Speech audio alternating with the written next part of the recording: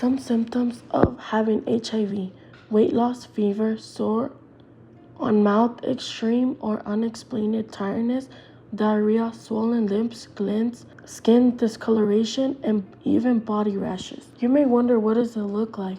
Sometimes the first sign of HIV is flat or raised red patches, small raised bumps, red or yellow scales, or blisters. Up in the epidermis, an HIV rash may appear on the epidermis, face, neck, upper body, and it's usually mainly itchy and may even be painful. You can also get it in your mouth where the softest plate is. What part of body does it attack? This disease mainly attacks the immune system. The immune system fights back any infections and diseases. It has these white blood cells called CD4 cells. HIV strikes for the CD4 cells, which then this weakens the person who was infected. As a result, this virus then affects the skin, respiratory, and nervous system. How common is it? Approximately 1.2 million people in the US have HIV. About 13% of them don't know it and need testing. HIV continues to have a disproportionate impact on certain populations, particularly racial and ethnic minorities and gay, bisexual, and other men who have sex with men.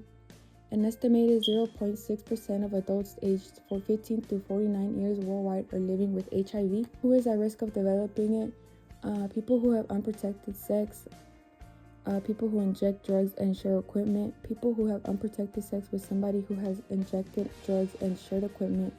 LGBTQ people are also at risk of getting AIDS. Treatments for HIV/AIDS. Antiretroviral drugs. HIV is treated with antiretroviral medicines, which work by stopping the virus replicating in the body. This allows the immune system to repair itself and prevent further damage. A combination of HIV drugs is used because HIV can quickly adapt and become resistant. The past history of HIV/AIDS. The epidemic of HIV/AIDS started originating in the early 1980s. It took to the mid-1990s for the development of antiretroviral therapy, ART.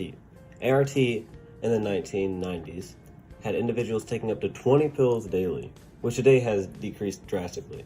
ART suppressed HIV greatly and reduced the likelihood of transmission. The best way to destigmatize HIV/AIDS is through education and awareness and providing support services.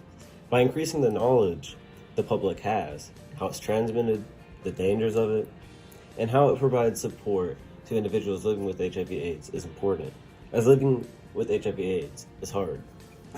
Mississippi baby. In 2010, a baby was born to a mother who had untreated HIV. The baby was diagnosed with HIV shortly after birth and was started on a high dosage of antiretroviral therapy, ART. After the baby was taken off ART, they found that there were still HIV-infected cells. However, the density was greatly controlled in number. Doctors began treating the child. By the time she was 30 hours old, the family stopped antiretroviral therapy at 18 months. She remained off the drugs for the next 27 months with no signs of virus in the blood.